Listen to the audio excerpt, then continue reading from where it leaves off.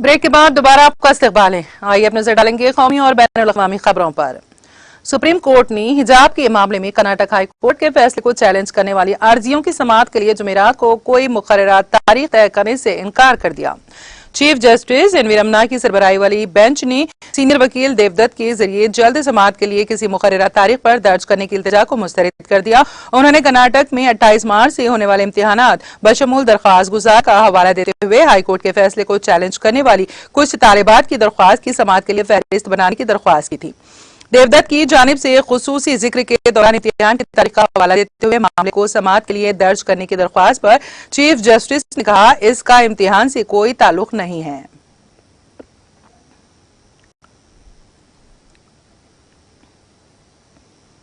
Supreme court ने Covid से मौत के नाम पर मुआवजे के दावों में मुबैना जालसाजी की जांच के लिए जुमेरात को मरकजी हुकूमत को इजाजत दे दी। जस्टिस एम आर शाह और जस्टिस बी वी नागारत्ना की बेंच ने मरकजी हुकूमत से कहा है कि वो 4 रियासतों महाराष्ट्र, केरला, गुजरात और आंध्र प्रदेश में 5% दावों की तस्दीक कर सकती है। मरकजी हुकूमत ने इन रियासतों में तहकीकात की इजाजत देने की दरख्वास्त की थी। सुप्रीम कोर्ट ने तहकीकात की इजाजत देते हुए मुआवजे के दावों की मुद्दत में भी तौसी कर दी। अदालत ने 28 मार्च तक की मौत के दावों के लिए 60 दिन और मुस्तकबिल में होने वाली अमवात के लिए 90 दिन मुकर्रर किए हैं। जस्टिस शाह की सरबराही वाली बेंच ने 21 मार्च को कहा था कि वो मरकज को कोविड-19 मुतासरीन के खानदानों को मुआवजा देने में मुबैना धोखाधड़ी की तहकीकात की हिदायत देने की इजाजत दे सकता है। वज़ीर ख़ारजा सुब्रमण्यम जयशंकर ने जुमेरात को राज्यसभा में कहा कि रूस और यूक्रेन के दरमियान जंग में हिंदुस्तान का किरदार कौमी मुफाद के मुताबिक है और ये कामयाब रहा है। ऐवान में रूस यूक्रेन जंग में हिंदुस्तान का किरदार से मुतालिक एक ज़िमनी सवाल का जवाब देते हुए जयशंकर ने कहा कि हिंदुस्तान की खारिजा पॉलिसी कौमी मुफाद पर मुबनी है और मुस्तकबिल में भी इसी बुनियाद पर कायम रहेगी। उन्होंने कहा कि हिंदुस्तान अपनी मुतवाजिन खारिजा पॉलिसी की वजह से हिंदुस्तानी तलबा और दीगर शहरियों को जंग ज़दा यूक्रेन से निकालने में कामयाब हुआ है। वज़ीर ख़ारिजा ने कहा कि वज़ीर आज़म नरेंद्र मोदी ने रूस और यूक्रेन के सदूर के साथ अलग अलग फोन पर बातचीत की है। उन्होंने कहा कि हुकूमत जंग और इसके मुज़मिरात के हवाले से तमाम फरीकों से राब्ते में है। अद्वियात और दीगर तिब्बी आलात और इमदाद इंसानी हमदर्दी की बुनियाद पर यूक्रेन भेजी गई हैं। उन्होंने जोर देकर कहा है कि हिंदुस्तान की खारिजा पॉलिसी कौमी मुफादात पर मुबनी है और मुस्तकबिल में भी इसी बुनियाद पर कायम रहेगी। उन्होंने कहा कि हिंदुस्तान इलाकाई सालिमियत पर यकीन रखता है। रूस यूक्रेन तनाज़े पर हिंदुस्तान की पोजीशन वाज़ेह है।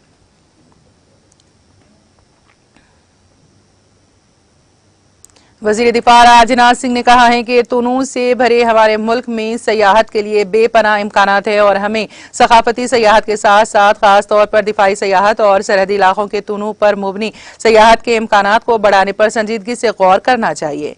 जुमेरात को सरहदी सड़क ऑर्गेनाइजेशन के नए पोर्टल का इफ्तिताह करते हुए राजनाथ सिंह ने कहा कि हिंदुस्तान जैसे मतनूज़ मुल्क में सयाहत के लिए बहुत ज्यादा इम्कानात हैं, जिसका मेरे ख्याल में फायदा उठाया जाना चाहिए। हमारे मुल्क में ज्यादा गाहों, जियारत गाहों, तारीखी मुकामात, पहाड़ों, जंगलात, सहराओं, बर्फ और समंदर का एक शानदार इम्तिजाज है। मैंने इसे मुल्क के मुख्तलिफ हिस्सों में मुनक्कद होने वाली दिफाई नुमाइश, एरो इंडिया शो या इससे मिलती जुलती तकरीबात में बहुत करीब से देखा है।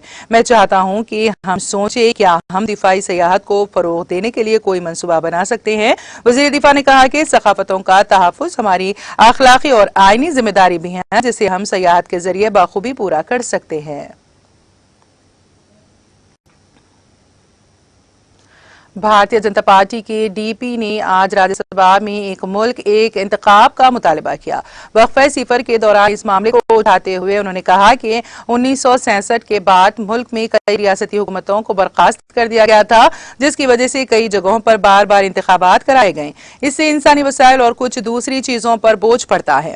उन्होंने कहा कि हुकूमत और अपोजिशन एक कौम एक इलेक्शन पर इत्तेफाक राय पैदा करे ताकि बार बार इलेक्शन ना करवाना पड़े। उन्होंने कहा कि ऐसा निजाम बनाया जाए जिससे कानून साज असेंबलियों, पार्लियामेंट और बल्दियाती इदारों के इंतखाबात 5 साल में ही हों।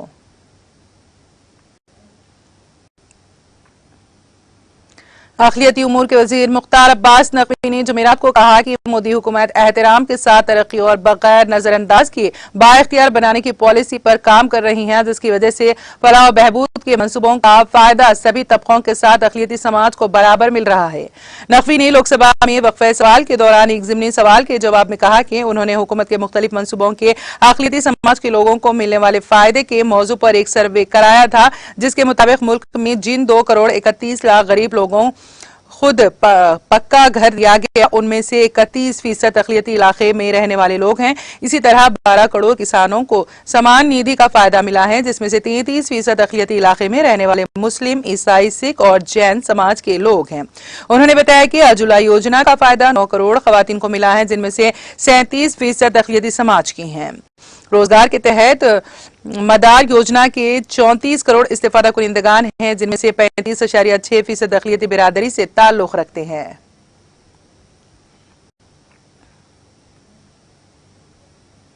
मुल्क में सीएनजी की तकसीम करने वाले company Indraprastha gas limited IGL ने जुमेरात को गाड़ियों में ईंधन की शक्ल में इस्तेमाल होने वाली कंप्रेस्ड नेचुरल गैस सीएनजी की कीमत में ₹1 का इजाफा कर दिया है।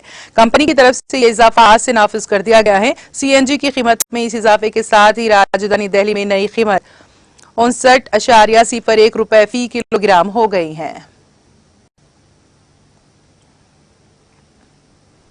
इस्लामिक यूनिवर्सिटी ओंतीपुरा कश्मीर ने बुध को 3 रोजा बैनुल अक़वामी कॉन्फ्रेंस का इनेकाद किया, जिसमें प्रोफेसर एएच मोन ने कॉन्फ्रेंस के इफ्तिताई इजलास की सदारत की। इस मौके पर कॉन्फ्रेंस के मुतालिक मुख्तलिफ मौज़ूआत पर रोशनी डाली गई। प्रोग्राम में प्रोफेसर एम.ए. खुरू मेहमान खुसूसी थे, जिसने कॉन्फ्रेंस के इनेकाद पर शोबे को मुबारकबाद दी।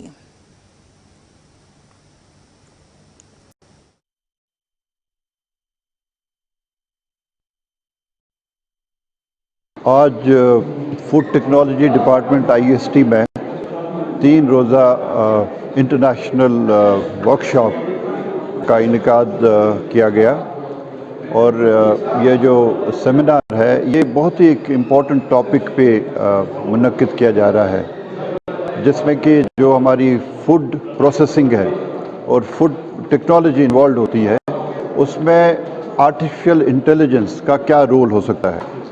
हम देख रहे हैं कि जितनी भी फूड प्रोसेसिंग इंडस्ट्री है उसमें तो पहले ही ऑटोमेशन है किसी हद तक, या आप कह सकते हैं कि बहुत हद तक, मगर आर्टिफिशियल इंटेलिजेंस जिसको कि एक डिसरप्टिव टेक्नोलॉजी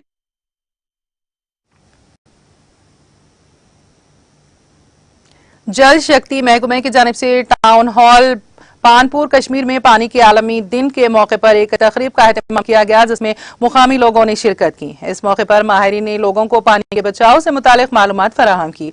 जल शक्ति महकमे के एक ऑफिसर के मुताबिक इस तरह के प्रोग्राम वो आगे भी मुनक्कद करेंगे। मुल्क भर में नेशनल कोविड वैक्सीनेशन मुहिम के तहत 182.23 करोड़ से ज्यादा कोविड वैक्सीन लगाई गई हैं। मरकजी वजारत सेहत और खानदानी बहबूद ने जुमेरात को बताया है कि आज सुबह 7 बजे तक 182 करोड़ 23,30,356 कोविड वैक्सीन दी गई हैं। वजारत ने कहा कि गुज़िश्ता 24 घंटों में कोविड इन्फेक्शन के 1938 नए मरीज सामने आए हैं। इसके साथ ही मुल्क में कोरोना के मरीजों की तादाद 22,427 रह गई है। ये मुतासरा केसेस का 0.05% है। इन्फेक्शन की यौमिया शरह 0.29% हो गई हैं।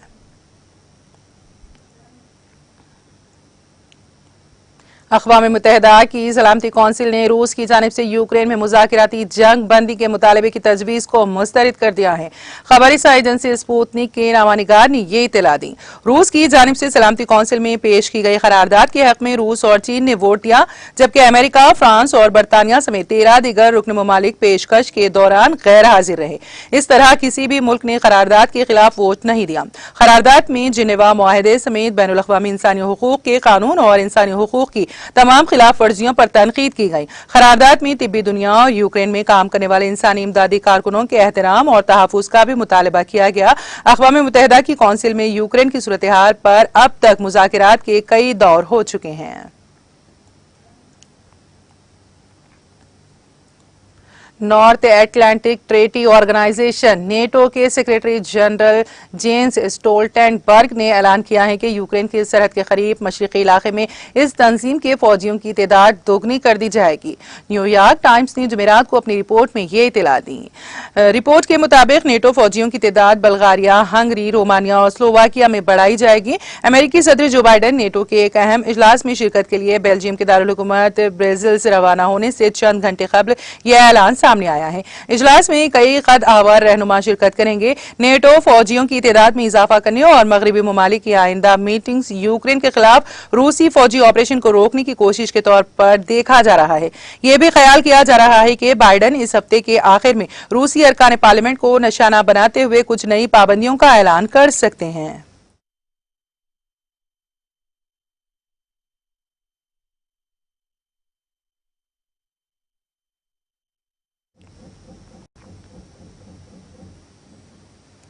और अब आखिर में एक नजर हेडलाइंस पर। पेट्रोलियम अशिया में इजाफे के खिलाफ तेलंगाना भर में टीआरएस का एहतजाज। हैदराबाद में रियासती वुज़रा मोहम्मद महमूद अली श्रीनिवास यादव और रुकन कौंसिल कविता ने एहतजाज में लिया हिस्सा। कीमतों में इजाफे के फैसले से दस्तबरदारी का मरकजी हुकूमत से किया मुतालबा।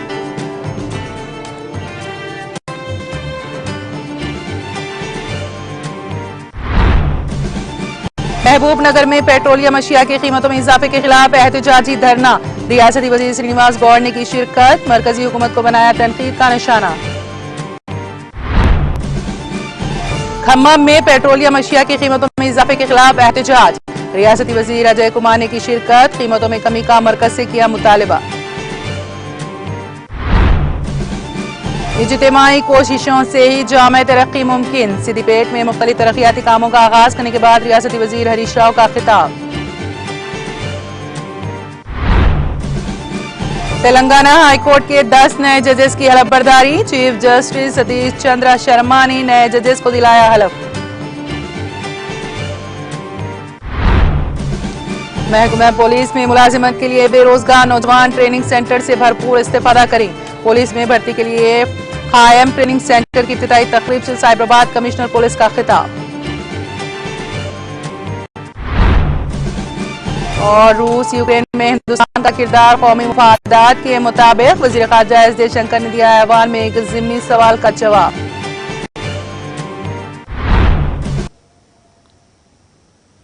तेलंगाना एक्सप्रेस में फिलहाल इतना ही। ताज़ा तरीन अपडेट्स के लिए देखते रहिए टीटीवी।